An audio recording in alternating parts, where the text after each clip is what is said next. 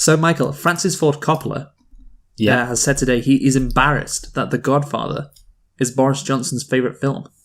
The Oscar-winning director. Oh, no. Yeah, he feels badly that the modern history's most brutal figures love his gangster classic. So yeah, well, I'd be embarrassed if The Godfather Part 3 was my favourite film. I believe it is just the Godfather. Yeah. So in July, the Prime Minister told the Daily Mail that his favourite film scene was the multiple retribution killings at the end of Coppola's 1972 gangster classic, which stars Brando, Al Pacino, and Diane Keaton. Again, it's just completely, which is no surprise for right-wing politicians and people in general, just completely getting the wrong message from the film, and that's why they like it. It was so cool when he did that. I loved it.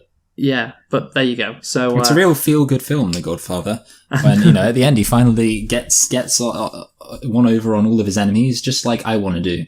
Yeah, Saddam Hussein, Muammar Gaddafi, and others have also claimed it's their favourite film. It's such like a basic choice. Like, imagine, it's like everyone thinks it's the best film. So really, I mean, my logic is if everybody thinks something is the best film, nobody should think it's the best film, because then they're just saying what everyone else says. He should pick an interesting film, and also not be completely wrong about the message of it, and not be an evil dictator. All it shows, just don't create complicated movies, because otherwise some fucking idiot will misread that and say it's their favourite movie. So yeah, that's the message I take away from this. Yeah, it's true. I mean, tomorrow we're going to see Boris Johnson come out and say that Borat is his favourite comedy because of all the legitimate criticisms it makes of political correctness and the Jewish elite. Great stuff.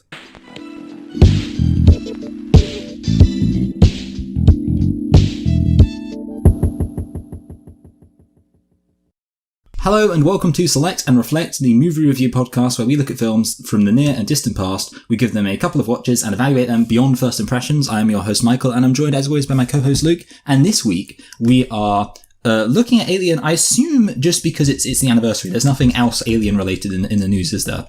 Yeah, that is correct. So just because it is the 40-year anniversary. Mm-hmm. Yes. And Luke, why don't you tell us a thing or two about Alien? Sure thing, Michael. So, as you said, it's the 40-year anniversary of Alien. That's why we're doing this. It came out, just over 40 years ago, but let's get into Alien. It is a 1979 science fiction horror film directed by Ridley Scott and written by Dan O'Bannon, based on a story by O'Bannon Stephen O'Bannon? Fuck me.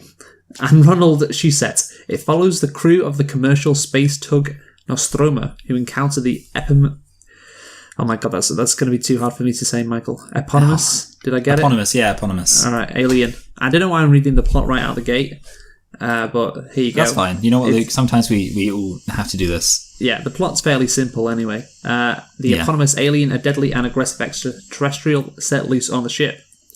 The film stars Tom Skerritt, Sigourney Weaver. Tom Skerritt, that's appropriate for a sci-fi horror. Yeah. Sigourney Weaver, Veronica Cartwright, Harry Dean Stanton, John Hurt, Ian Holm, and Yaphet Kotto. It was released on June the 22nd, 1979 in the United States, and on September the 6th, 1979 in the United Kingdom. So it's almost the 40-year anniversary of its release just in the UK. And Michael, do you want to have a guess at the budget for Alien? Yeah, have you got some construction work going on over there? Oh, you can hear that.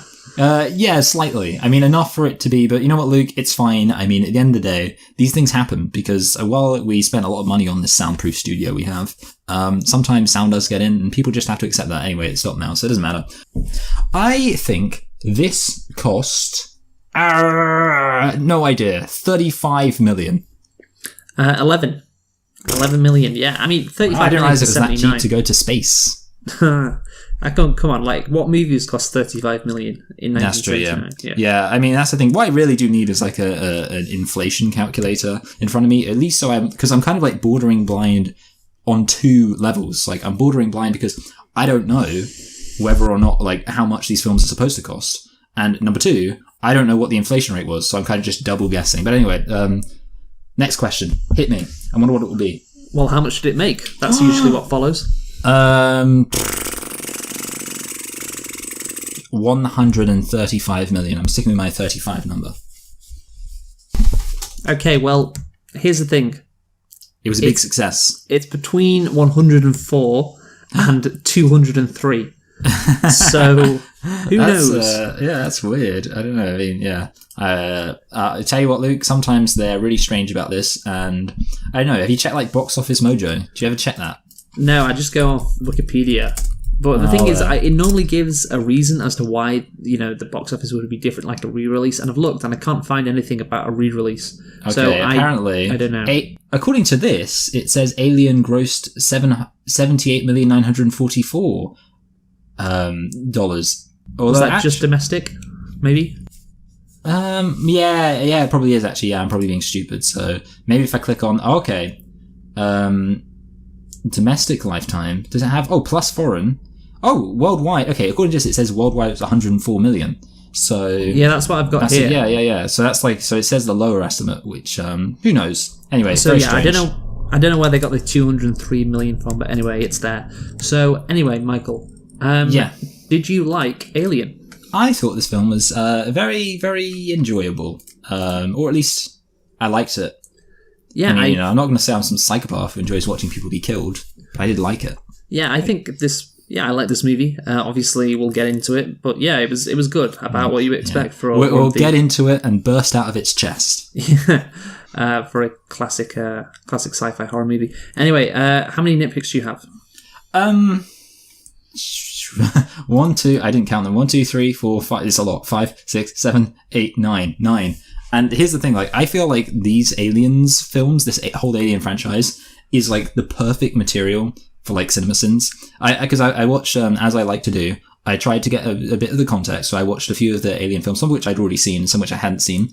And as I was watching them, I watched Prometheus, and I remembered that one of the kind of classic CinemaSins videos is the Prometheus video, because they have that. I don't know how clued up you are on your CinemaSins lore. Yeah, they have the running joke, the Prometheus school of running away from things. And as I was watching Prometheus again, I thought to myself, this really is just the perfect film for a CinemaSins video, because there's so many stupid things in it. And in general, obviously, I like this film, but I think a lot of these Alien films do have a lot of things to nitpick in them. Anyway, how many have you got? Well, you're going to say like 0. No. I've only got 2, Michael. So yeah, well, I think some of mine. See, the thing is, I don't know. Yeah, a lot of mine. I feel like more than one of mine was simply they split up. Maybe not. I can't be able to read through them all now. But why don't you just do your 2, and then as I'm going through, maybe I'll decide that some of these aren't swing worthy. Okay, fair enough. So my 2 nitpicks. Number 1, it's the technology. I was thinking about that and I didn't put it, so aren't you lucky? Well, here's the thing. It's 1970s technology in, what is this, like 2150? Yeah. Yeah, and I can understand, obviously, they have a limited, idea of what technology can accomplish in the future, but really, the screens are still really small, and, there's a load of buzzing lights. It's does anyone not have an imagination of what can be done in the future? Like massive screens and so on? I don't know. It just seems, kind of. Yeah. It hasn't aged too well, basically. I was going to bring up the fact that they used a command line interface instead of a graphical user interface. Is that what you were thinking, Luke? Yeah, exactly. That's what I was thinking. Yeah. Anyway, a command line interface is when you have to type in individual commands, whereas obviously a graphical user interface is when you click on things like icons and stuff like that. And obviously, nowadays, pretty much everyone uses a graphical user interface because computers are capable of that. But back in the day, they were like, no, the only way you'll ever be able to operate computers is by typing in specific programming. Idiots. Yeah, I know. Maybe it was just impossible for them to foresee where technology would go, but I don't know. Anyway, why aren't there more than 3 spaces on the escape pod? So there's 7 of them on the ship, I believe, 7. Yeah, so surely it can't be hard to just have 7 spaces on the escape pod. That's not a lot.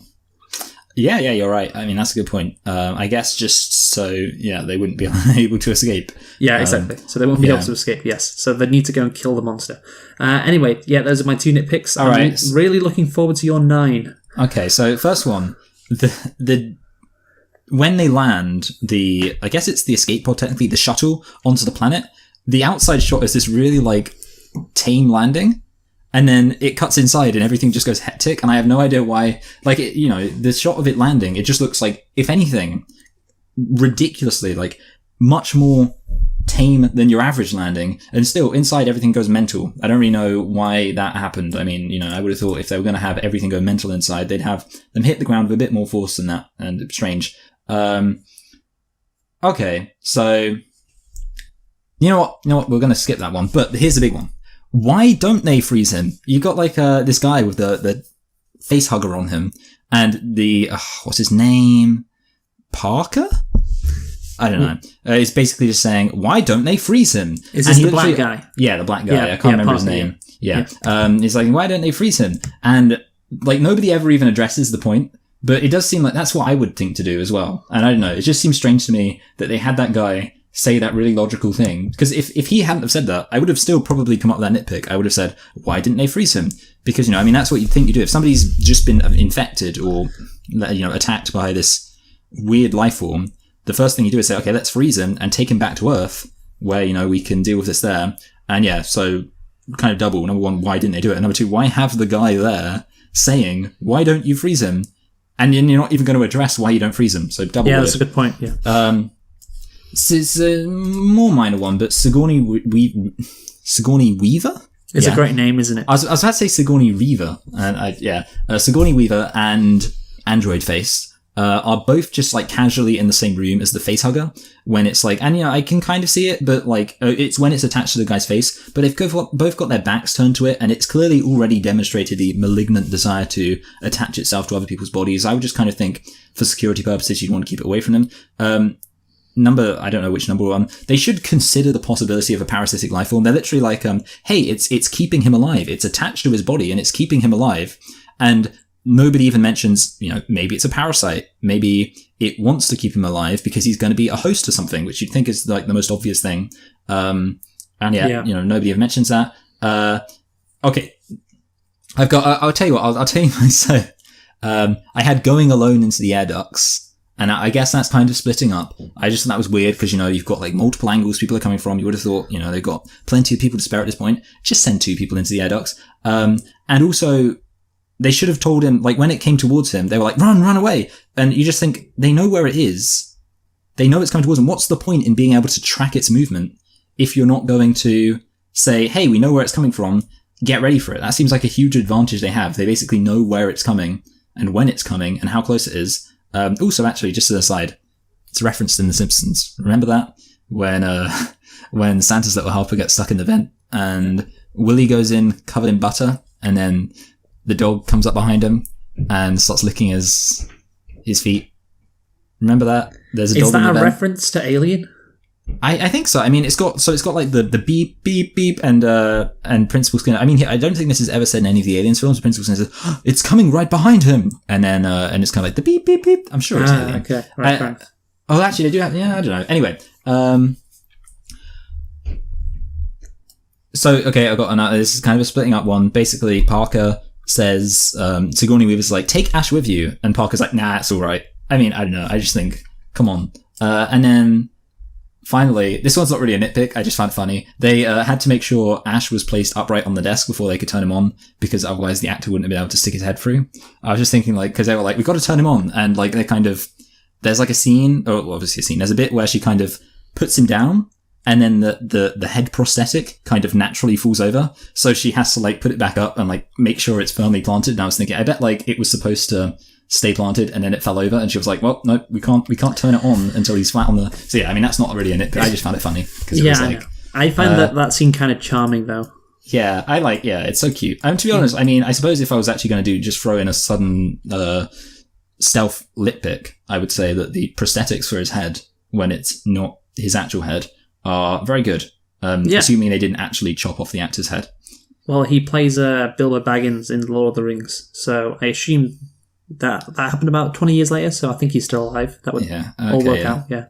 Yeah, on his 11th birthday. Mm-hmm. Anyway, so, plot. Why don't you tell us about the plot, Luke? Oh, wait, you already did. I know, I messed up, didn't I? Sorry about that. Basically, what you need to know about this plot is it's very, very simple. Mm. I compare it to a movie which came out just a year prior to this. Alien Covenant. Oh, wait, no. Sorry, I thought you meant just the year prior to our podcast. No, a year prior to the film Alien in 1979. Do you want to have a guess what that movie is? What? So 77 or 78? Yeah, 78. Star Wars. Halloween.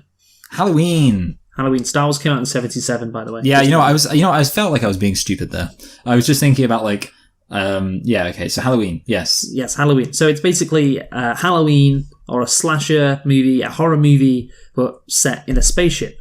And that isn't very ambitious. It's not very complicated, but it's fine. It is really a really good horror story with a good horror movie twist, I guess, with the android.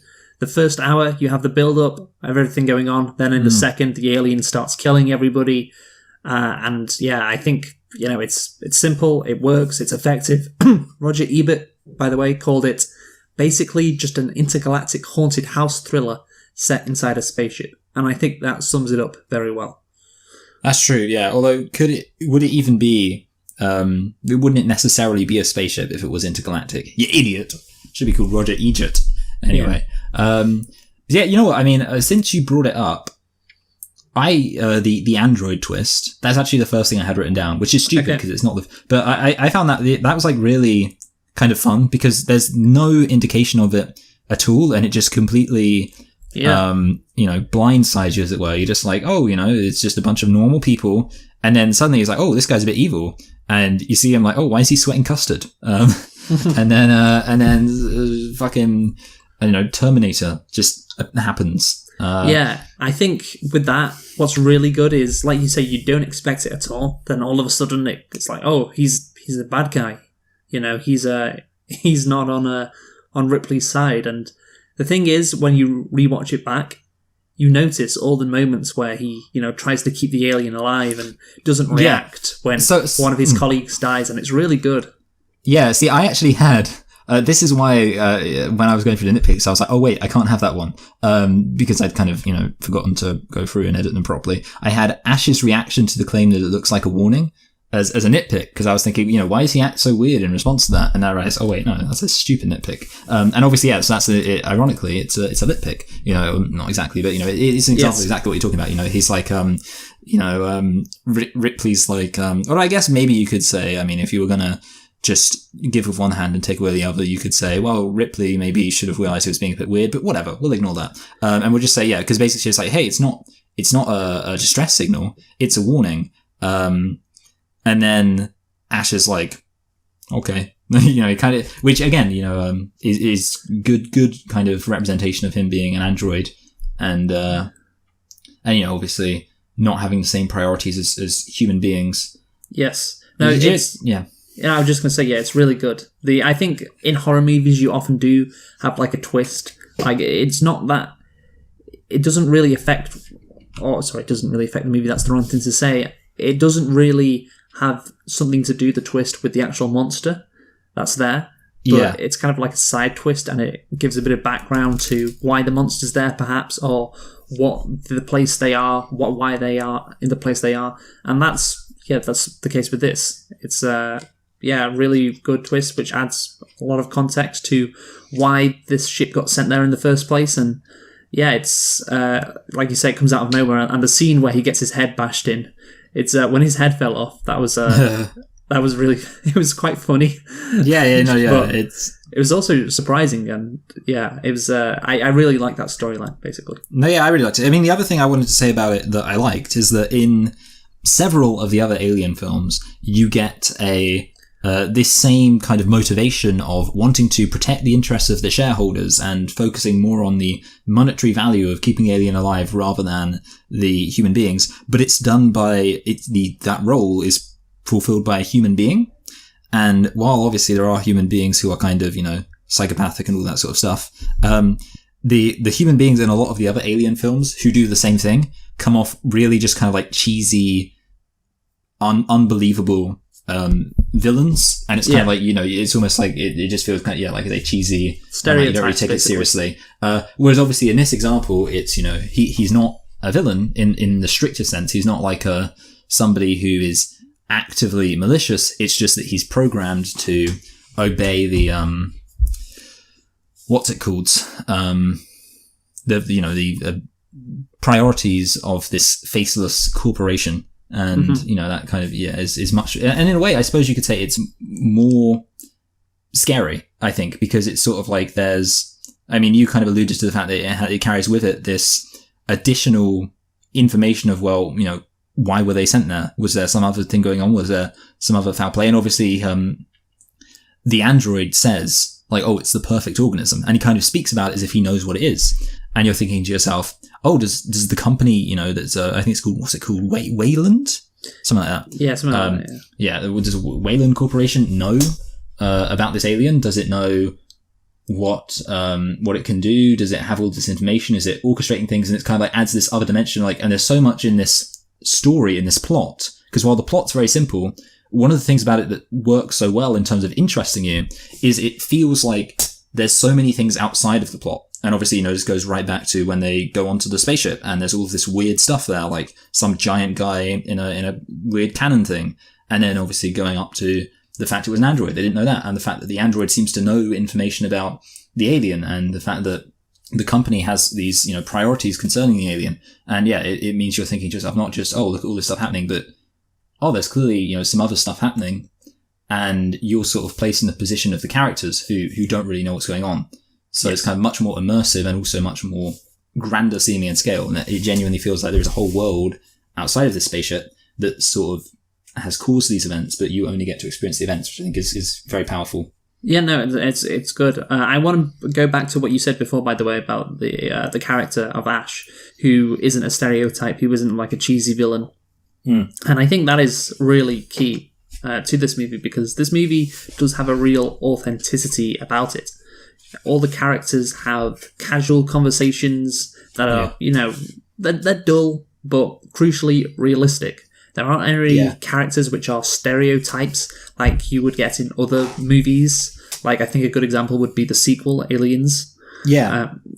So it just adds that authenticity, and also the set as well. It feels realistic. It's quite claustrophobic, and there's nothing grand about the spaceship. After all, these people who are on this spaceship, let's not forget, they are essentially blue-collar workers. They've been hired by a company, Wayland, as you said, to bring back ore to Earth. There is nothing like Star Trek-y, I guess, about it. There's nothing... No, yeah. What is the word I'm looking for? I guess... incredible, or I don't know. No, I wouldn't say incredible. I would say flashy, maybe. Yeah, flashy. Flashy is a good word. Yeah, it's just, these are just normal workers, normal people. It doesn't feel really like a movie, but still, they are here. And again, Ash just that adds to it when Ash, it turns out he's a villain. Yeah, I think the other thing is also the fact that they're very bored. Their main priorities are just there's a bit when they say, it's going to be 10 months until we get to Earth.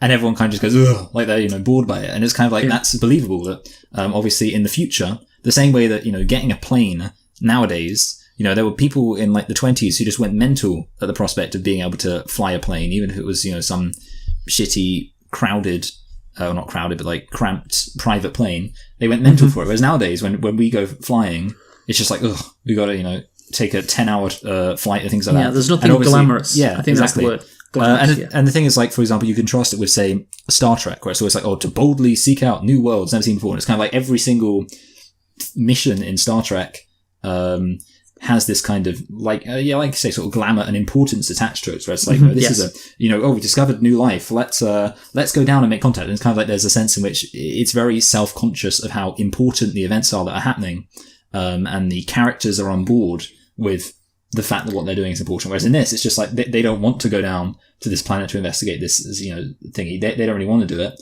And they, don't view it as, they just view it as an obligation. They're literally, it's we have to go down and rescue them because otherwise we won't get our shares and stuff like that. Which I think also makes the characters very relatable. That they're not some perfect action heroes, going, we're going to seek out, this, world and experience this adventure. No, they're just trying to do a job, and then it kind of happens to them, which is scary because other people do jobs and things happen to them. Exactly. That's the thing. It's the relatability and the fact that it doesn't feel like these characters are stereotypes makes it even better in terms of scariness and horror, which we'll get onto, of course. But Ripley, who is the heroine, I guess, of the movie, she what's great about her, I think, in this movie, she doesn't seem like the main character until everyone else starts dying. And then all of a sudden, she's the one that survives at the end. She's the main character. You would think at the start of this movie, naturally, if you hadn't seen it before or heard about it, it would be Dallas, who's the captain. He's the main character because, he's the captain. But Ripley's the third in command. There's nothing special about her. Well, yeah, I mean, the thing is, she kind of comes across as maybe a bit of a unsympathetic and cold character. And, like, in kind of a lesser film, like, for example, she's the one who says, no, we shouldn't bring him in. And I have to contrast it with have you ever seen Prometheus? No. Okay. So this guy gets like a zombie virus, and he's very would be very realistic to kind of cure him. And what's her name? Charlize Theron. Comes out with a flamethrower, and she's like, "I'm not letting him on this ship. Everyone else can get on." And then his wife, who's with him, who's with Zombie Man, is like, "No, I'm staying with him." She's like, "Fine, stay." And she's like such an obvious bad guy, and then she literally just like sets him on fire like coldly, and it's just like written to be like she's the bad guy. Whereas in this, it makes sense, and you're kind of like, yeah, this guy should be kept in quarantine. The safety of everyone else comes first, and it's written to actually be She's obviously not coming across as overly sympathetic in a way that would make her kind of your traditional hero, but also not, overly callous in a way that would make her kind of your ridiculous villain. She feels like a real character. Like a real character, and that's the key, because obviously, in terms of horror movies, the goal of a horror movie is to try and put the audience in that person's situation, and I think you can do that easier if you can relate to the character. If the character is just a normal, regular character like Ripley is, which again adds to the scariness, which we will get onto. I just want to say though, I have like a couple of issues with the movie that I'm going to bring up. Yeah, that's fine. Because I think we praised it quite a bit. Yeah, we're allowed to not like it. I actually do have a whole point which I want to bring up that's also a bit of criticism, but I'll let you go first. What's that point? Well, okay, I doubt it will be related to yours. I'm confident enough it won't be related to yours. I'm happy to not bring it up because if I do, all right. So this is it sort of started as almost a nitpick, but then it became like another thought, which I was thinking to myself that Mother is also an AI, and I was thinking, why is she so keen to blow up at the ship? If surely what she should be trying to do is get Ripley to leave and then leave the alien on board. And I came up with a whole other idea in my head of like, well, what if, Ripley leaves and then the alien's on there, but Mother, because the alien's on the ship, she's like, I'm not going to blow up. And then Ripley has to go back and kill the alien. But basically, the main thought there is I was like, it's kind of weird how easy it is for Ripley to get out at the end, considering how like I'm the going to ship's talk about against that us. at the end. Yeah, exactly. I thought so. Yeah. But I imagine your point's probably an even better criticism. Well, on the Mother point, it depends how intelligent Mother actually is. Is she just following orders? Yeah. Or does she actually have some sort of consciousness? Yeah, I was also thinking maybe they didn't want to do anything with Mother because of 2001: A Space Odyssey. Don't want to draw any comparisons. Yes. So a couple of issues with the movie. Yeah. So this movie could be compared to a B movie. A bad B movie, or I guess you could say all B movies are inherently bad because they are B movies. I would disagree on that. I disagree. Make a good B movie. Maybe I've just created a straw man there. I don't know. But essentially what B movies are criticised for, I guess, is schlock and characters making stupid decisions without any real thought. Unfortunately, that is the case with John Hurt's character. So it is just a classic B movie mistake. He slips and falls into the egg pit, touches the eggs, doesn't run away, just bends over the egg as it opens, and it's just like, oh my god, come on. This movie is so much better than that. I wish it had been more authentic, that he got the face hugger on his face. I'll tell you what, Luke, if you're making that... how many of the other films in the Alien franchise have you seen? Have you seen any? Oh, well, I guess... I've seen parts of Aliens. Yeah. I've seen it when it's on. I haven't watched the whole movie. I know what it's about, and I haven't seen any of the others. Right, okay, so if you're going to hate pretty much every other one, because almost every other one has, like, the time when the alien initially gets out is just way more stupid. Like, in Prometheus, they go into a ship, like, the alien ship, which is crash-landed, and they go, oh, the air's breathable. They all take off their helmets. Like, they just get a sign that says, oh, the air's breathable. They all take off their helmets, and then basically the same thing happens, but they're not even wearing helmets. And, like, there's another, in Alien Covenant, they go to a planet, and they're like, oh, the air's breathable. So, in fact, no, they're not even wearing helmets in that one. And then this guy goes up to, like, a fungus, like a scientist goes up to a fungus, he pokes it, and this, like, porous stuff comes out, and he just breathes it in, just casually. And, So, well, basically, the other films are, but the thing is, having said that, obviously, that's not, so the other films are even more stupid, and yet, having said that, really, this film should have been better even than the slightly more intelligent version of that, which it was. Well, I actually have seen the CinemaSins video for Prometheus, because obviously that famous Prometheus running away things, and I think for Alien Covenant, I'm not sure, because I do think I remember that scene where the guy just, kicks a plant or whatever. Yeah. And that is just incredibly stupid. But those movies are, Alien Covenant more than Prometheus, from what I've heard, are just stupid, generally. Yes. But this movie tries to be more than just stupid. I think everyone knew going into it could just be a B movie. That's what I read on Wikipedia, why they built the sets the way they did, because they didn't just want it to be another shitty B movie. So to just have a guy make a classic B movie mistake like John Hurt does is quite disappointing. Yeah, and also it's quite early into the film, so I think on a first watch especially, it's kind of like it might negatively colour your perception. And throughout the rest of the movie, the guy, it's less bad, but there are those scenes where the alien sneaks up on the crew and the crew just stand still and scream. Yes. Which is just shit. They don't even try to run away. And that's obviously naturally what you would do in that situation. So that is disappointing. Yeah. Well, I think we can all agree, like, the obvious thing to do really would just be to stay still in, like, a room and just, like, make sure it's a well-lit room, and everyone has, as good of a weapon as they've got to kind of pass around, and then just wait for the alien, or maybe if not, I remembered in Red Dwarf, I can't remember what they're fighting, but they're fighting some kind of alien, and there's only two of them, and they go in, and Rimmer's like to Crichton, you go at the you go at the front, because it's always the guy at the front who gets killed first, and Crichton's like, no.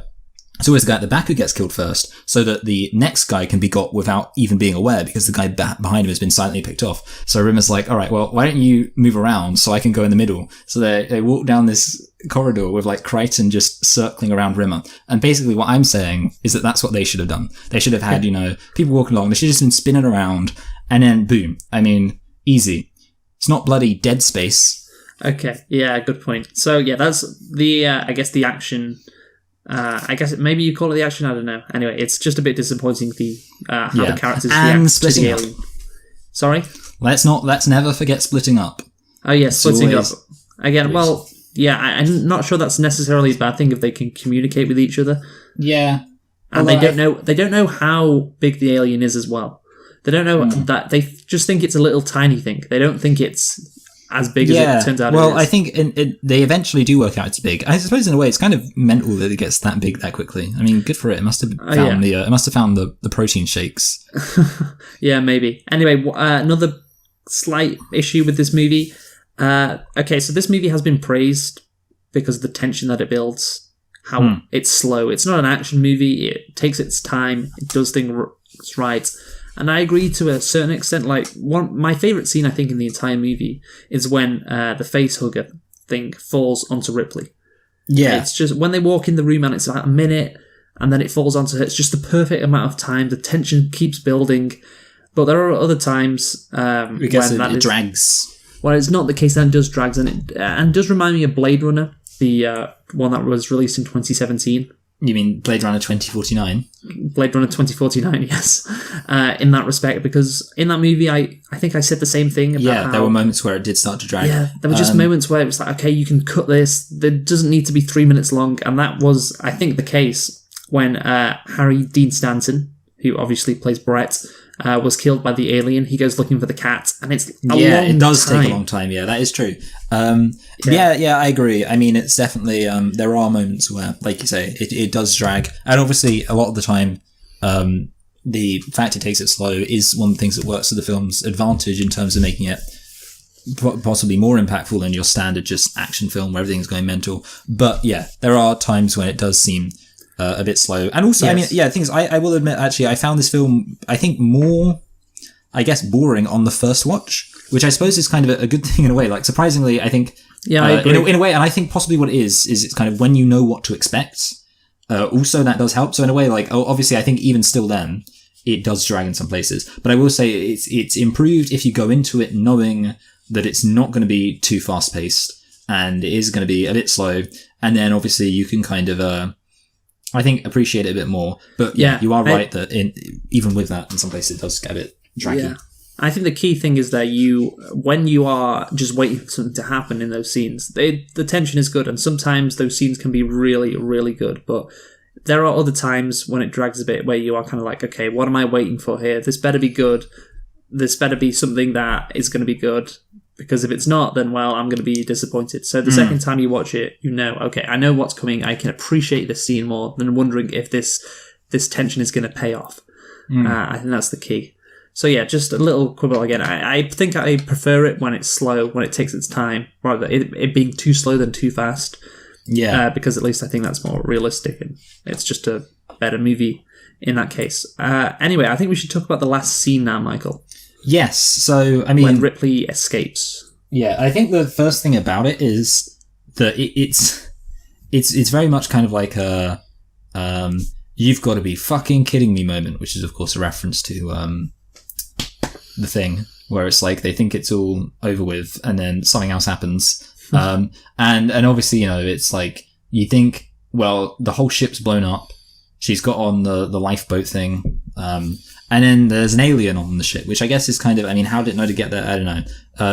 That was my first thought. Like, I always think like, well, you know, do you really need that extra moment? Because it kind of does make it a bit harder to believe. I don't know. I don't know if that's where you were going at all, but. Yeah, so I think obviously you have to have a final showdown between Ripley and the alien. Because it makes sense in the horror movie. She's the last one surviving. So get away from her, you bitch. Okay. Yeah, I think, isn't that in another movie? Starring Sigourney Weaver.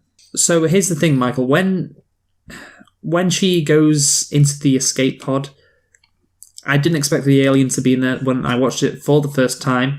And then when it's in there, it's a good scare. Yes, it is, you know, oh shit, it's there. Wow. That's kind of out of the blue. But then you kind of think in the back of your mind, okay, the alien, it can't end this way, this movie. Something else has to happen. But how did the alien get into the escape pod?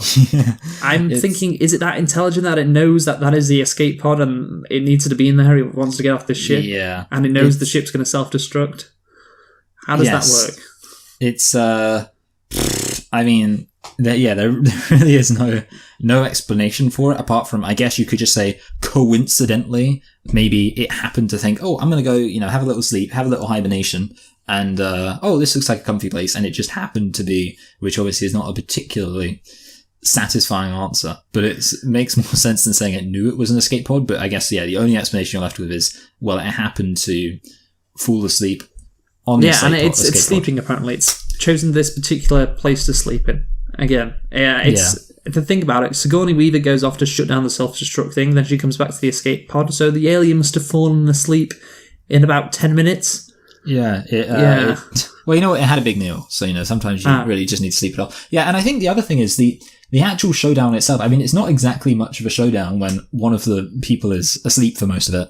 It's a bit, you know, basically just the alien asleep, and then she startles it, but it kind of does that classic, you know, I don't know, I guess the equivalent to like a snort, which, you know, sometimes when somebody's trying to sneak around a sleeping person, and it kind of like they're about to wake up, but then they don't. The alien does that, and then she's like, okay, I'm gonna just get on my spacesuit really quietly. And then, yeah, by the time, once it actually wakes up, between it actually waking up and it dying, not that much happens. I mean, it gets sucked out, and then she shoots it with her weird harpoon thing. And I don't know, I think it would have been, you know, maybe she, it could have been a bit more kind of intense and maybe a bit more, I guess, forceful, kind of. So like, because I'm thinking about it being a bit more sort of cathartic if she, was actually proper just laying into it. Like maybe instead of just shooting it from a distance, maybe she picks up an axe or something and like smashes it down, and that's what just something to make it a bit more kind of visceral. Visceral is the word I really want. Okay. Like a bit more. That's kind of my thoughts. I mean, maybe that's just me being somebody who wants more punching and fighting, but I think it would have been really cool if it ended with her doing epic kung fu on it. Yes. Okay. Anyway, Sigourney Weaver in that last scene, I think her acting in that scene is amazing. It really is incredible. She really captures that emotion, I guess, of just, I'm so scared, I'm so done, I'm just so destroyed, this has been a nightmare, thank God it's all over. Yeah. And it's really, really good. And yeah, it's, I don't know, in other horror movies, other action movies, you have that scene where the character escapes, the main character at the end, and they don't really seem that they're distressed by it, like Sigourney Weaver is in that last scene. So that's something I really did like. But I just want to say, thank God, Michael, thank God we got to see her in her underwear.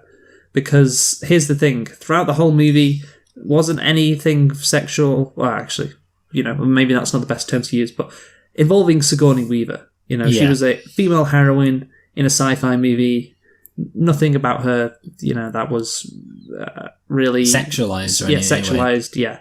And so then, thank God, in the last scene, we get to see her just in her underwears. In her underwear. I mean, thank God Ridley Scott put that in.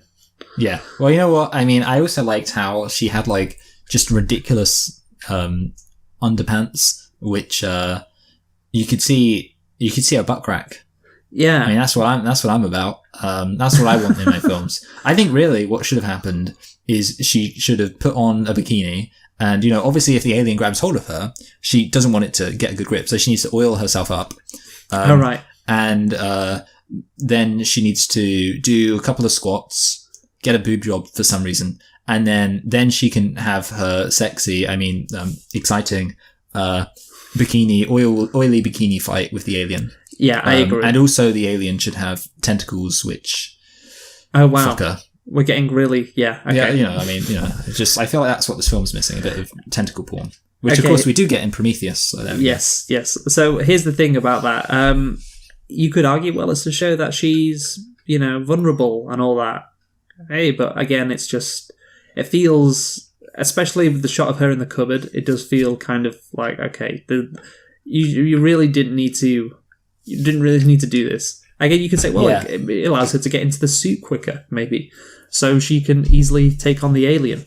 Yeah, to be honest, I don't know why exactly you would need to take off your clothes. I mean, maybe you get sweaty in those stasis chambers. I mean, because you ever like fallen asleep with your clothes on just because you've been that tired, and you wake up and just like your clothes are damp because you sweat so much. Mm-hmm. Yeah, it happens to the best of us. Maybe that's what Sigourney Weaver was feeling.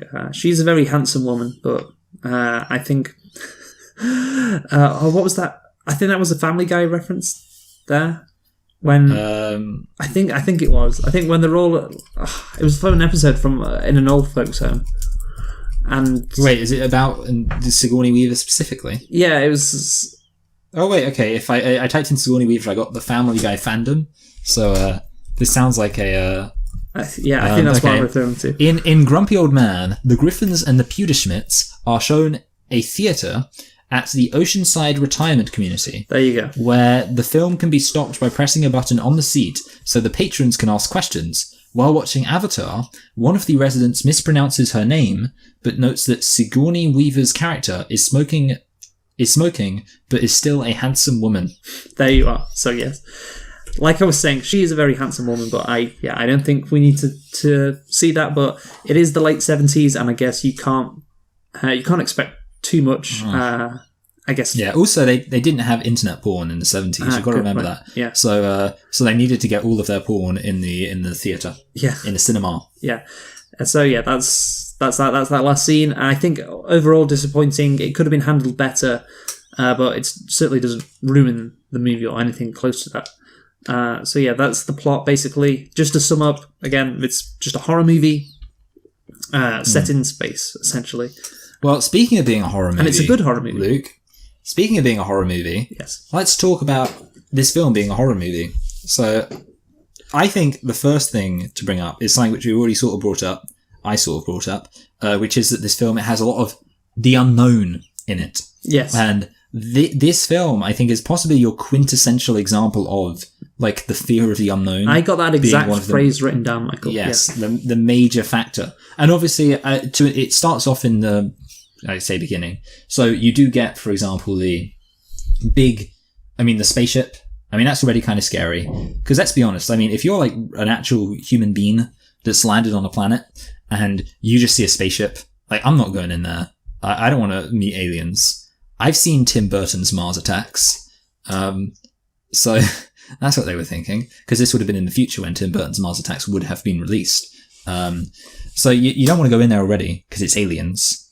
And then you get in there and you see like a giant human being who has something ripped out of his chest. And you're thinking, okay, I'm not 100% cool with this. But still, you know what, Luke? That's not going to stop me from putting my face right over a hatching alien egg.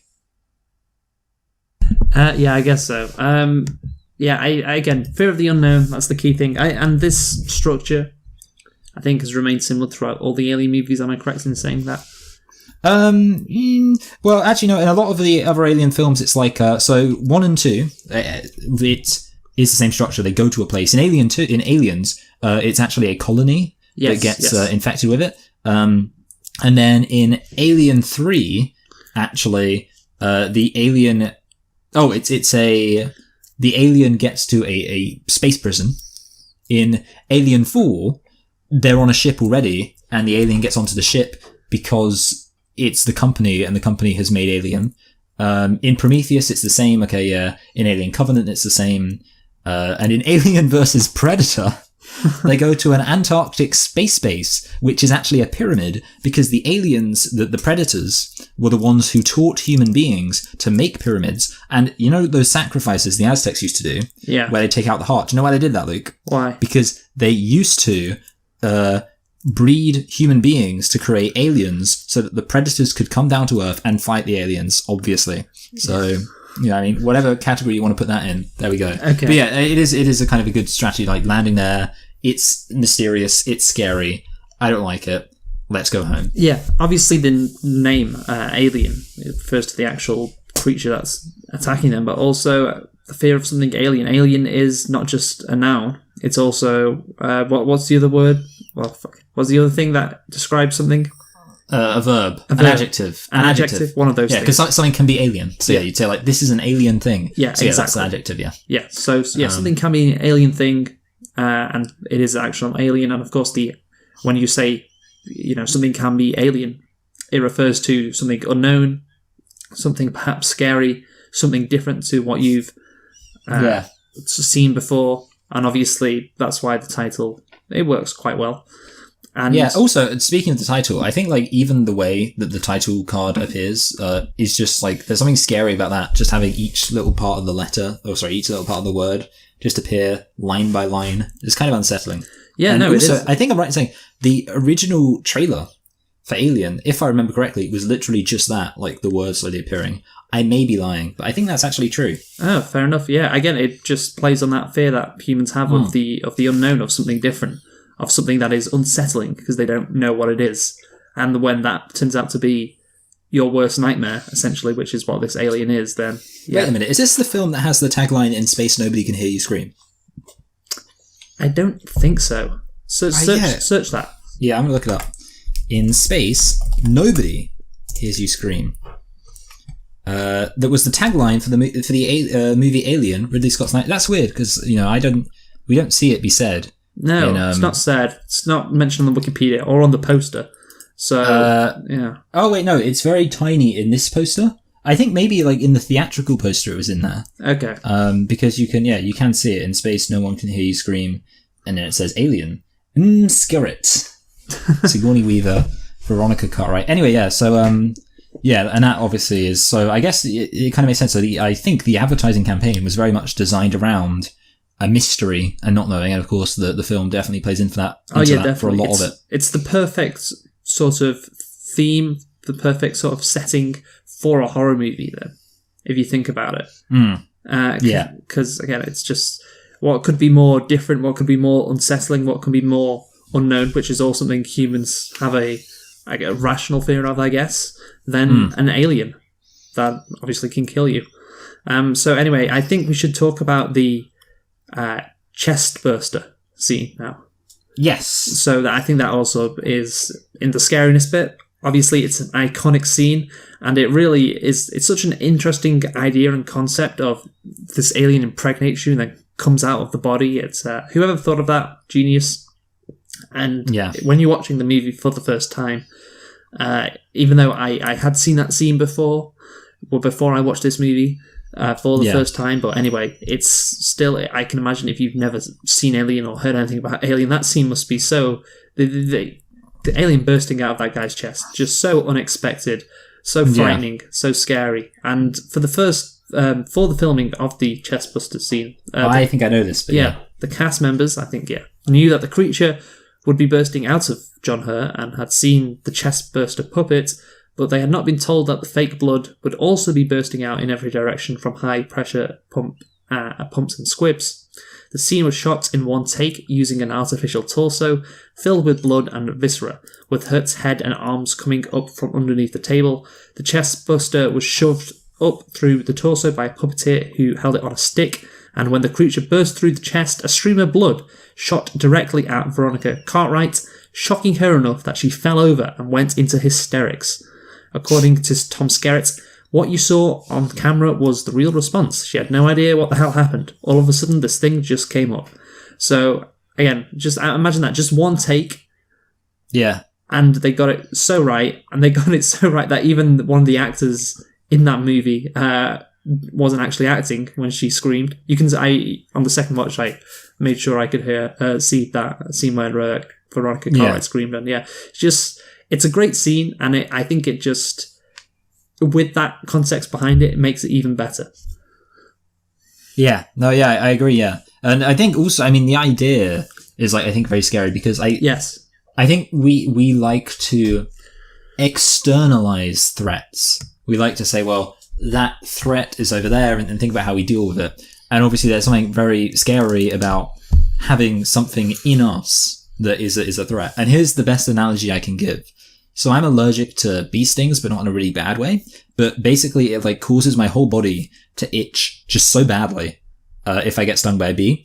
And the first time it happened, I feel like I genuinely felt like the alien guy. I was just I had this just itch all over my body, and it was freaking me out because I couldn't get rid of it, and there was nothing I could do. And it was just there, and it was really bothering me. And I don't know, it's there's something about just saying it's inside me, and I can't get it out, and it's really just ugh.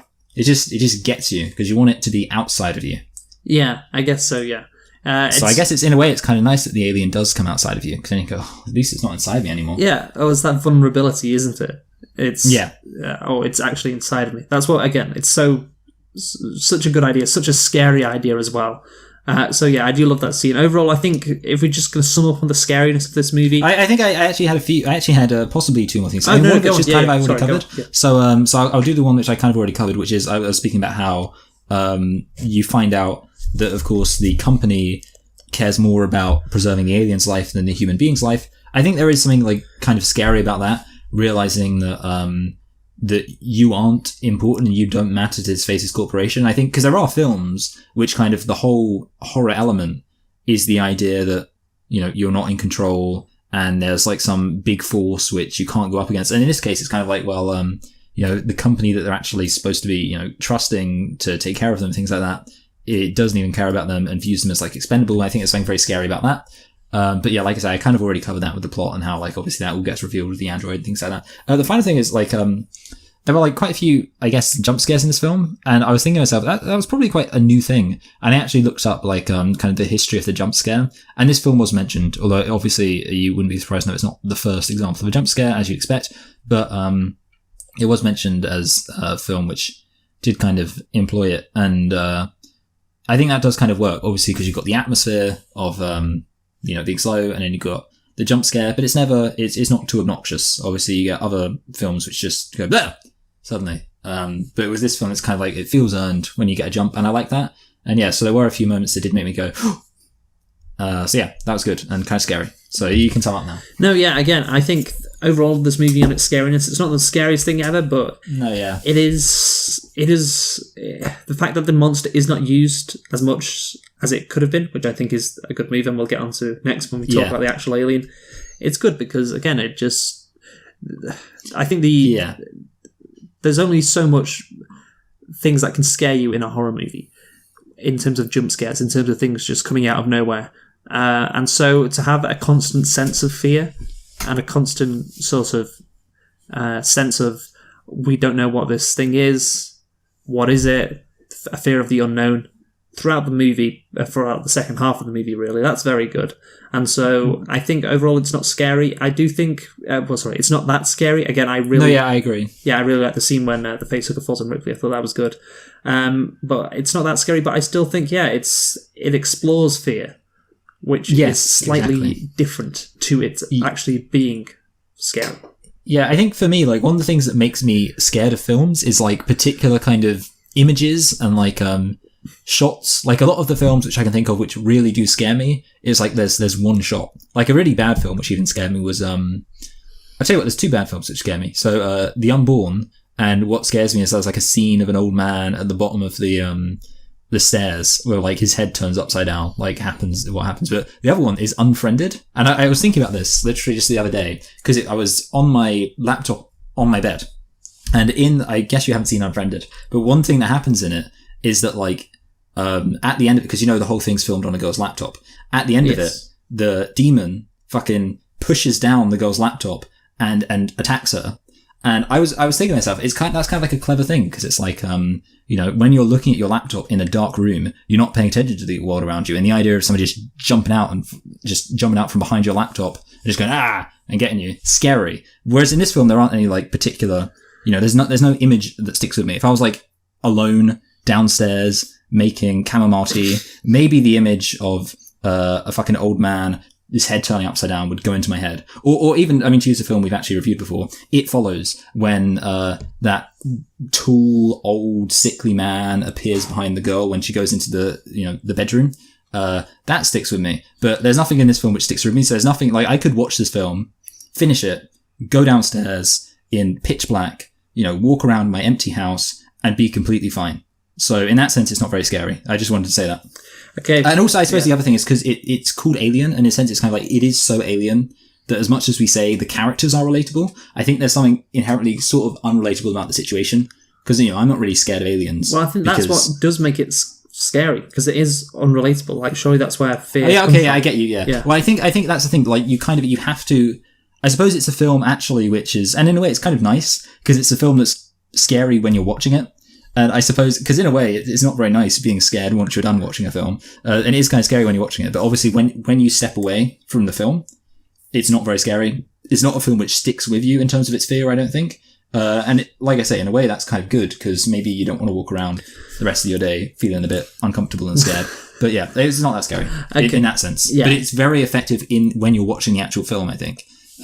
Not terrifying, but effective. Yeah, okay. I guess so, yeah. So, I think... Anyway. Yes, we'll move on to the actual alien now. The actual design and everything of the alien. It's called a xenomorph. I'm correct in saying that, Michael? Yes. Even though that word isn't used in this movie, it is used in other movies, I assume. Yeah, I think the thing is, it's not... if I remember correctly, it's kind of just casually thrown out in, I think, Aliens. I think Ripley just says, it's called a xenomorph. And I don't know where she gets that from. Like, I swear she just says it. Someone's like, what is that thing? She just says, it's called, like, I feel like she just made up the term. But yeah, I mean, that's the thing, like, people don't really use the term xenomorph because most people aren't nerds. So we can just call it the alien. Okay. The alien, then. So go on, you go first. I was going to start with the bad thing, which is it looked kind of dumb when it comes out of the chest. Look, so that's it doesn't look good, okay? Especially that last scene where it's being blasted out the spaceship. It doesn't look good, yeah. It looks like a B-movie monster, which is a real shame, to be honest. I think they could have, again, done a lot of things differently with that scene. I think it would have made the movie better. And especially that. It makes me just go lol. Like, lol. And that is not a good thing to say or think while watching a horror movie. So the actual alien, not good. I don't know what they could have done in 1979 to make it better.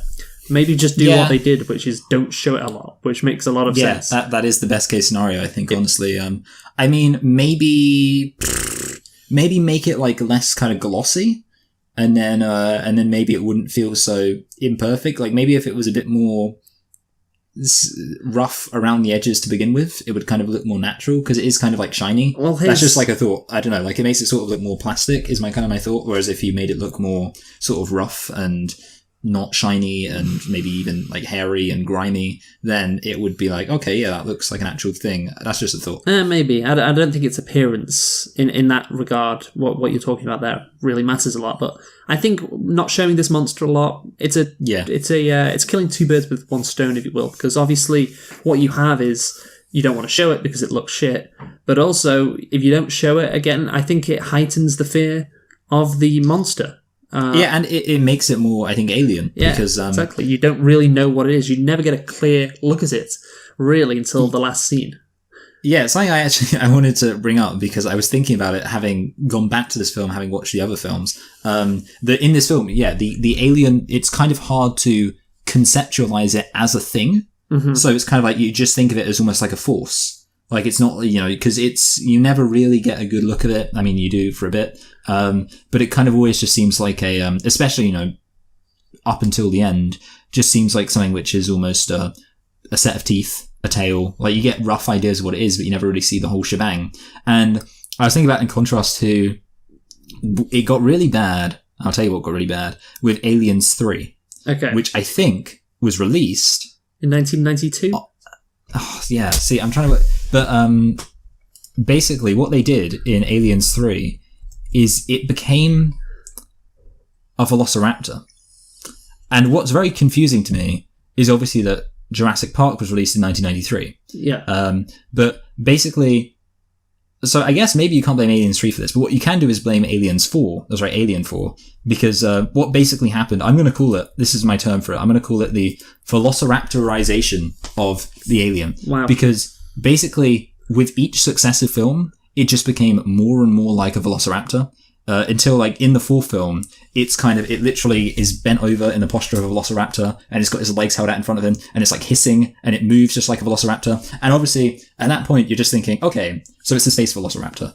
And I think, like, that's just, like, the wrong move, because at that point, like I say, what makes the alien in the original film so good is that, yeah, you don't really get a sense for how it moves, for how it acts, for how it carries itself, and that just makes it seem like, just like I say, a mesh of teeth and fangs and claws and tails and armor and things like that. Whereas, obviously, once you see it like move around, you see it hunt, you get very clear images of it chasing people, then you think to yourself, it's a space velociraptor. Yes. And that makes it, so that's kind of less powerful. And to be honest, I think they kind of actually start to mess with it even in Aliens. Like, it just becomes more and more like, okay, it does seem a lot like a dinosaur. Okay. But in space. Yeah, I guess, well, obviously... So yeah. Yeah, you talk about what it becomes, the other films. And how it becomes kind of bastardized, I guess, would be the phrase. Yeah, and I think...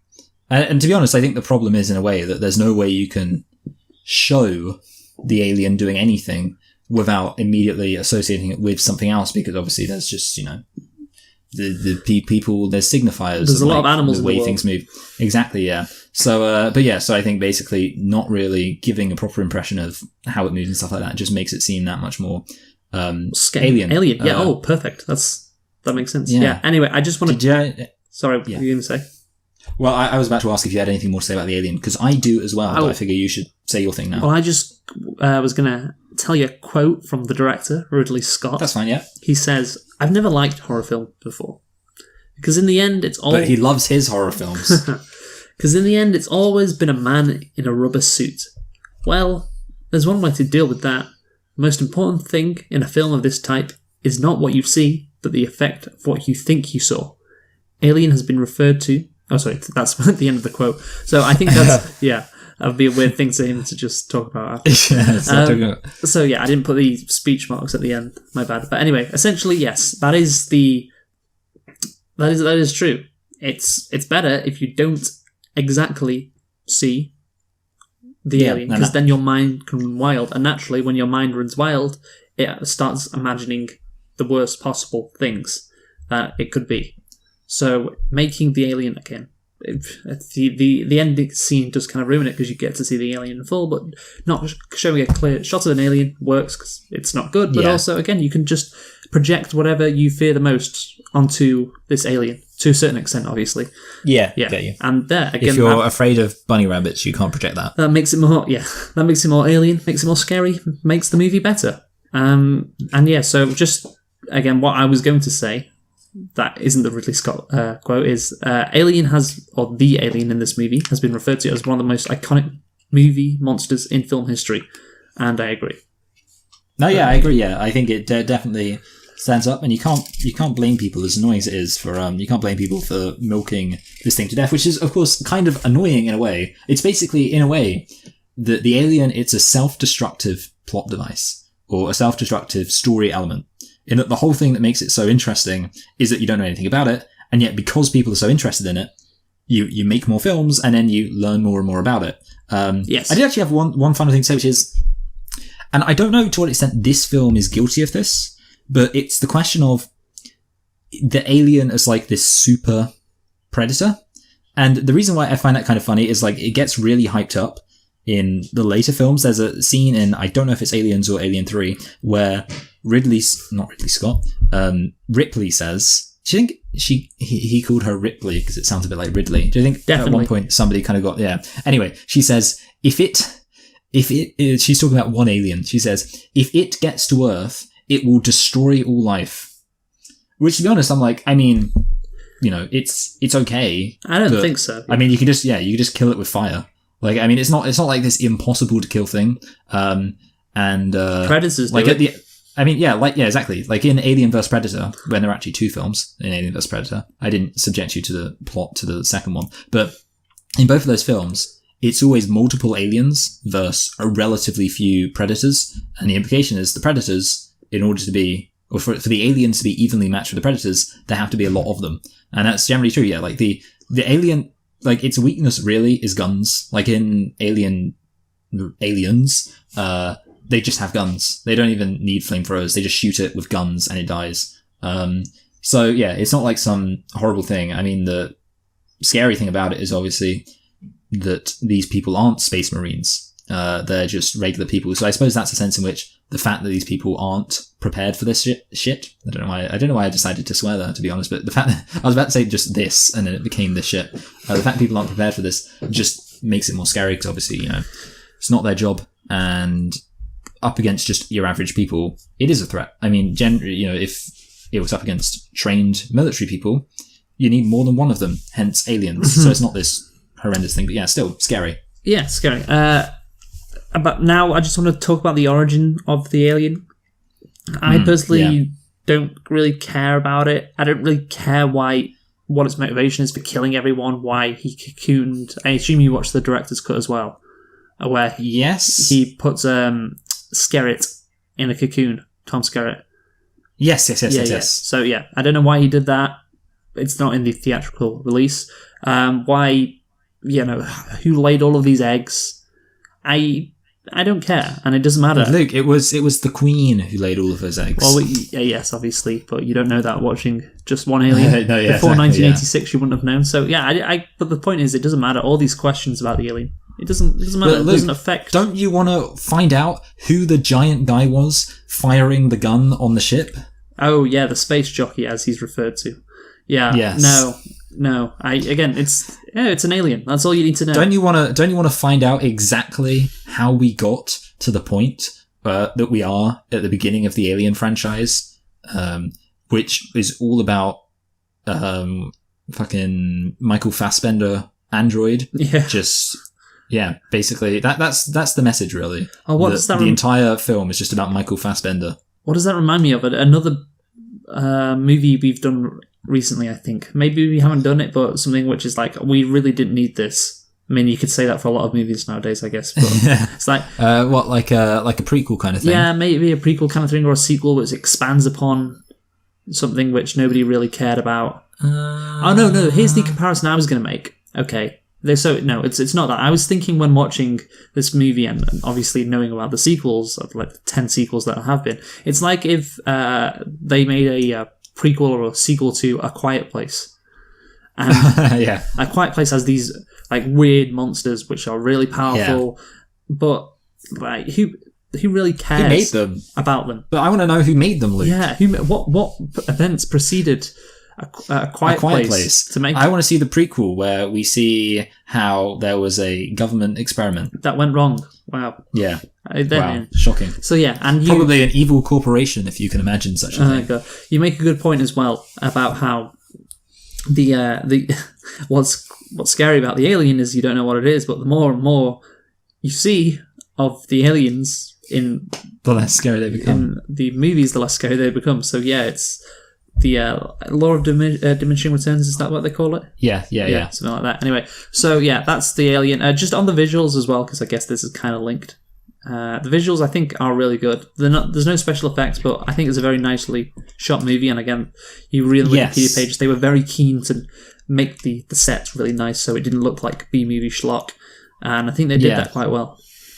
No, yeah, I think so too. I think this film, it's got like a kind of very, I mean, it contributes to the realism. Yes, and exactly. It does it very well. And yeah, I do actually, genuinely, apart from the technology, I do believe this is it does feel like a real kind of environment. That's why the tech it's a nitpick, really.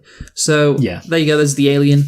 I think we agree that it's not good, but again, it still can be scary, which just shows how effective it is. How effective this movie is, I guess, as a whole. Apart from the last scene, unfortunately. Anyway, Michael, I want to move on to the sex analysis of this movie. Yes. Have you heard or read anything about this? I'm just curious.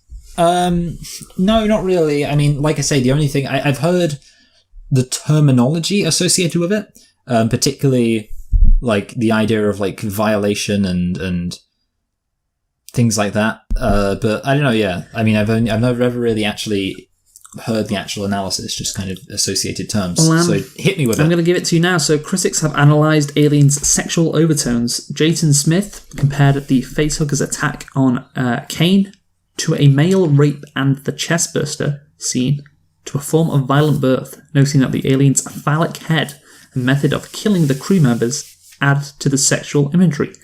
Dan O'Bannon, who wrote the film's screenplay, has argued that the scene is a metaphor for the male fear of penetration, and that the oral invasion of Kane by the facehugger functions as payback for the many horror films in which sexually vulnerable women are attacked by male monsters. And on the level that was most important to the writers and the directors... Oh, sorry, this is a quote, I think, from him. And on the level that was most important to the writers and director, it's about sex and reproduction by non-consensual means. And it's happening to a man. Film analyst Lena Badley has written that the alien's design has strong Freudian sexual undertones, multiple phallic symbols, and overall feminine figure. Provides an androgynous image conforming to archetypal mappings and imageries in horror films that often redraw gender lines. O'Bannon, again, himself later described the sexual imagery in Alien as overt and intentional. One thing that people are all disturbed about is sex. I said, that's how I'm going to attack the audience. I'm going to attack them sexually. And I'm not going to go after the women in the audience. I'm going to go after the men. I'm going to put every image I can think of to make the men in the audience cross their legs. Homosexual oral rape. The thing lays its eggs down your throat. The whole number. So O'Bannon is clearly a male feminist, judging by that quote. But yeah, again, here's the thing. So I read all that, and I've just relayed it to you just now. When I was watching the movie, I did not see this, and I was shocked when I saw this on the Wikipedia page.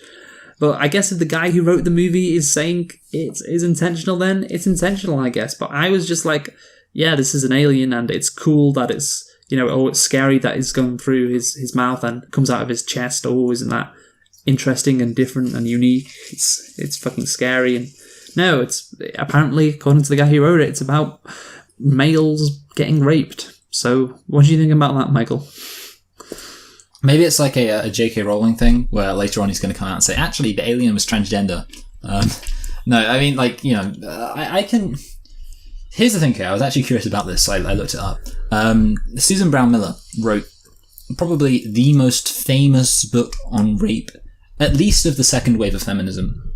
You can make an argument there's been other books later on with the third wave, but Let's not get into that heated conversation. It was called conveniently Against Our Will, and it was published in 1975. And like I say, it was probably the most famous book on rape, and it's kind of like deals with, I guess you'd call it comprehensive. So it's kind of the comprehensive book on rape. And maybe, given that it was published in 75, you could say that if you were, kind of a artistic type who, obviously, there is a crossover between artistic people and woke people, as it were, as they called them in the 70s. And maybe, this idea had been around, and if, obviously, this very famous book was in public consciousness, maybe he did have that on his mind.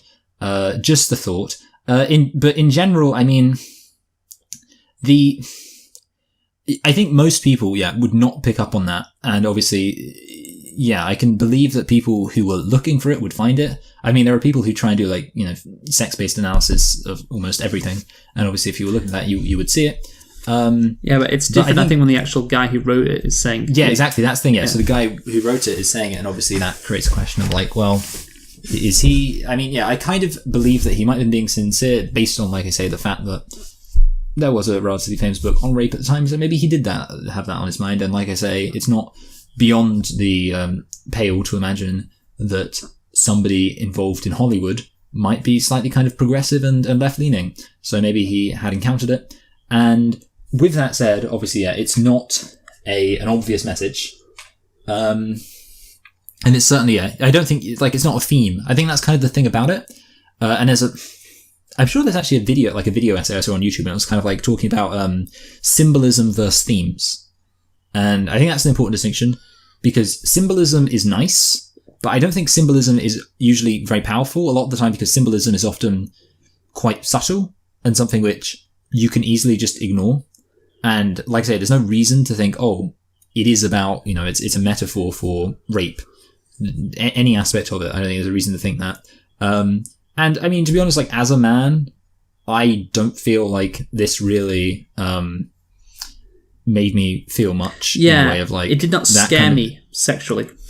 Yeah, it didn't make me feel any anxiety about my sexuality. Well, again, maybe after reading this, it's different, but I did read this after, and I watched it a second time, and I was just like, nah. That's the thing, genuinely, when I saw this on the Wikipedia page, I was like, what the fuck? Where are they getting all this from? I thought I just watched a really good sci-fi horror movie, but apparently, no, maybe then it's not that effective if neither of us feel that way. Yeah. I'll tell you what's weird though is obviously when you think about aliens, I mean, what's one thing everyone says about aliens?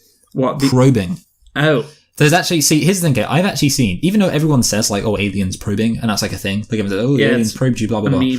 I saw this really crap film. I'm not going to be able to remember what it was called, but it was not a good film. And it was about aliens landing on Earth. It was a recent film, and in it, it's the first time ever that I've seen somebody be probed. And it was a genuinely uncomfortable experience for me. It was a guy, and the alien stuck something up his butt. And I was thinking to myself, as I was watching, I was thinking, even though everyone talks about the idea of being probed by aliens, this is the only time I've ever actually seen that happen. And I don't like it one bit. It is, maybe it just wasn't that's the thing. Sexual enough in this movie, because there's nothing to do with the actual genitalia of the guy who's being killed. But like I say, the reason why I kind of say there's symbolism and there's themes is that for, if this was the theme of the film, that would, I think, bump the film up considerably in terms of, But how do you make it a theme, though? That's the thing, though. I don't even know how exactly you could. I think it would be difficult, and you'd have to be smarter than me. Yeah, the characters would have to be something... maybe one of the characters rapes someone, I don't know. I don't know, or maybe, a character's a gynecologist, or maybe there's a big deal made out of the fact that the alien's a woman, something like that. Maybe, yeah. Yeah, but I mean, the thing is, you'd have to kind of have a few subtle things in there to then say, because obviously, there are films with themes, and usually if there is a film with a theme, we try to talk about that theme, but in this case, there's not really a theme. There's one example of something which is vaguely symbolic of, it's reproduction via, non-consensual penetration. Yeah. But, yeah. Yeah, again, that's the thing I think which is its biggest hurdle to this analysis, and why I didn't pick up on it. Again, it goes through his mouth and out his chest, nothing to do with his, like I say, his genitalia. Penis. Oh, that would have been epic. I tell you what, that would have been more horrifying. Like, imagine if it just burrowed its way out of his dick. Yeah, again, like Yeah, you ever heard that about would like scare me. there's like a parasite. I know about this. Oh, it's so bad. Well, like don't in tell the me Amazon then. River. No, in the Amazon River, there's a Oh, parasite which it swims up your pee stream. So if you like genuinely like if you pee in the river, it will actually swim up like a salmon, swim upstream into your penis, and then it will just live there, and it will get bigger and bigger and bigger. And apparently, it's like got barbs on it, so you're just fucked. Wow. Basically, it's got like you can't pull it out. You're just stuck for the rest of your life. Evolution is a bitch. I That's know, all yeah, I can it's say. like- but I mean, that would be better. Like if the alien instead, like instead of like, the guy leaning over the thing, he just pissed into the egg. He was like, "Oh, Yeah. this looks like a good place to relieve myself." I just pissed on it, and then it swam up as a. So anyway, I think we should conclude. By the way, Michael. Yeah, that's fine. So do you I did wanna- actually have one thing I wanted to say. Like I said, I wanted to speak about characters. I really just wanted to say, well, I kind of retract this. I feel like this was unfair. The first time I watched this, I thought Lambert was really annoying. Mostly because of the scene where he's like, "Move out the way," and she's like, "I can't," like a loser. Have some sense of self-preservation, you dummy. But to be honest, yeah. that was it. So yeah, That's just let's frustrating conclude. action slog. Yeah. Yeah. Anyway, Do you want to conclude? sorry. Do you want to conclude? Yeah, I'll go first, I guess. So I think I just actually, firstly, well, it's kind of part of my conclusion. Let's just talk about the legacy of this movie. Why is this so popular? And I think McEntee, a guy whom I saw on Wikipedia again, I think he sums up pretty well. It's like fans of Hitchcockian thrillers like it because it's moody and dark. Gorehounds like it because of the chest burster. Science fiction fans love the hard science fiction, trappings and hardware. Men love the battle for survival elements. And women love not being cast as the helpless victim, which again is something quite unusual about this film. The heroine is Sigourney Weaver as Ripley. Not often the case in sci-fi, as we have previously mentioned. Just a shame the last scene kind of undercut that with her. But anyway, yeah, so I think that's why this movie is so popular to this day. It appeals to a bunch of people. Of course, it's science fiction horror, two genres crossing over. And I think it is probably the best combination of science fiction and horror that has ever been put to cinema. I think you'd agree. Yeah. I could think so. Yeah, I can't think of any others. So yeah, let's give it that. Because that's the thing. I've seen, like I said, parts of Aliens. It doesn't really seem like a horror movie like this one. No, yeah, I think Aliens is very much like that's what took it in the action movie direction, and Yeah. since then all the films have been action films, not horror films. Yeah. So again, I think it is firstly a horror movie, and then secondly, it's a film about science fiction because it's not. I know Guy McEntee before said it's set in science fiction fans love it because the science fiction trappings in hardware and it's set in space, and all of that kind of shit. But it's not really a science fiction movie at all. Where's the antimatter generator? Yeah. Where's the warp drive? Exactly. They talk to Mother and they type stuff in, and obviously it's set on a spaceship. But yeah, it's not really a sci-fi movie. Really, if you think about it, it is essential. It is kind of a sci-fi movie, but essentially, what it is first and foremost is a horror movie, and it is a very good exactly. horror movie at that. Obviously, we talked. It's what you might call it's a horror movie that has sci-fi elements rather than a sci-fi movie that has horror elements. Yes, and what it does really well for a horror movie is it does explore fear. It explores the unknown. It's about those two things as much as it's about anything else. And obviously you have some really iconic scenes, the iconic creature and the alien, really good characters. This movie really does feel authentic, and that, as we said before, adds to the scariness of it.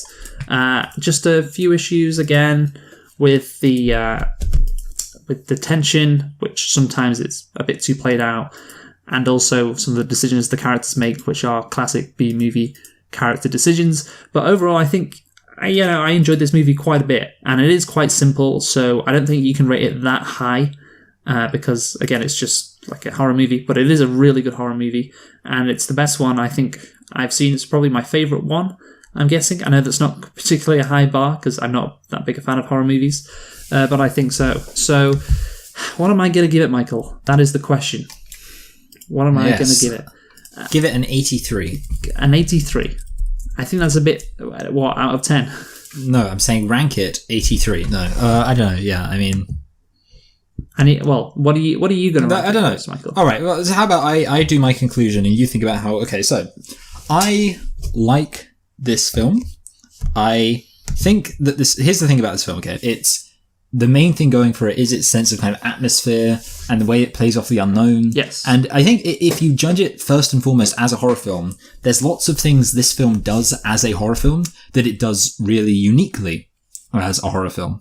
And you kind of have to realize that obviously horror is a big category in itself. And if you're going to watch horror films, yeah, this is one that you should watch. It's one that you really should watch. It's probably one of the best horror films of all time. I think the only drawback in that regard is that it's not that scary, but I do think it is, in terms of like, it's not one of those films that's going to have you hiding behind your blanket or whatever. But it is, genuinely, you feel scared for the characters and you are quite invested in it. The only drawback there is there are a few moments which are a bit boring. Having said that, in a way, I think that is a common theme of a lot of horror films. A lot of horror films kind of do rely on the idea of feeling almost bland to the point of boredom, and then suddenly something scary happens. And I think ultimately a perfect horror film would not do that. And there are definitely better horror films out there which I think don't have these, kind of boring moments. Having said that, at the end of the day, I don't think the film is boring enough for that to kind of characterize the whole film. I think it characterizes just a very few moments, and even then, the whole scene isn't ruined. It's just that there are moments where in the scene where you think, But apart from that, I mean, the characters are realistic, which is a huge benefit in terms of horror films. I mean, that quite rarely happens in horror films, that you get these kind of very real feeling characters. And also that's just nice in any other film. I think, to be honest, for me, the main things that hold it back are, number one, the aspects of it that are kind of unbelievable and stupid, which you do get in pretty much every horror film. I don't know why, for some reason, I really would love to, somewhere out there, find a horror film which just genuinely has at least just like an average amount of stupid things. Because almost every single horror film just has at least twice as much stupid things as like the average film. So there are those stupid things. But having said that, if you know it's a horror film, you're kind of expecting that already. But obviously that still keeps it from a top spot place. And the other thing is that there is a lack of themes, which I don't think counts against the film, but it is going to stop it from being very high. Having said that, I do think for what it is and for how uniquely it uses the themes, I am going to place it above my top horror film so far, which was It Follows. And I really did enjoy It Follows. I thought It Follows was very atmospheric. I thought It Follows had a really good kind of sense of tension and a really good mystery element to it. I thought It Follows was a really good film in all of those regards. And I think Alien is a really good film in all of those regards. And slightly better, I think, because the characters felt a bit more realistic.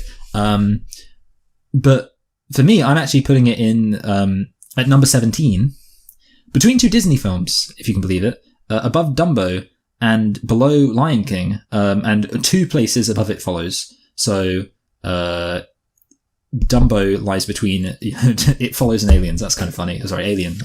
So you got poor old Dumbo just in the middle of there. And they're very similar films, really, aren't they? Yeah, I guess so. I think I'm gonna give it an 8. Which, by the way, it's a middling 8, I was going to say, right. So it seems like we're about to agree with me. Yeah, I am about to agree with you. So yes, I am also going to give this middling 8, an 8.5 to be exact. And again, I think what you said before about it not being too scary, but that's fine to me because I think this movie, again, it explores fear and the unknown more, and that appeals. You could say it's meta scary. Yeah, I guess meta scary, and that appeals to me more than just like being scared. So that's why I'm going to put it higher. And yeah, that means it is the highest horror movie we have done so far, and like I said before, it's not a hard bar to climb or whatever. But yeah, if only we were approaching Spooktober, then maybe you could. Well, we are approaching Spooktober. Yeah, I know, we are. Yeah. So and soon maybe we'll see if there's any contenders. Mm-hmm. But what are we doing next week, Michael? What are we doing next week? We're doing, if I remember correctly, South Park. Yep. South Park. What's it called? It's like Bigger, Longer, and Uncut. Yeah, something like that. Yeah. And we are doing that because of the 20-year anniversary. So yeah. Yes. So, and obviously, the South Park feature film. And I think it's not going to be too much of a tall order to watch every single episode of South Park as a bit of homework for this. I know, yeah, definitely. Yeah. So, looking forward to it. But until then, Luke. Yes, until then, goodbye. Yes, we have been selecting and reflecting on Alien because of the 40-year anniversary. One of the most, revered sci-fi horror movies of all time, possibly the most revered one. And join us next week for South Park. Who have you been, Michael? I've been Michael. And I've been Luke. Thanks for listening. Goodbye. Goodbye.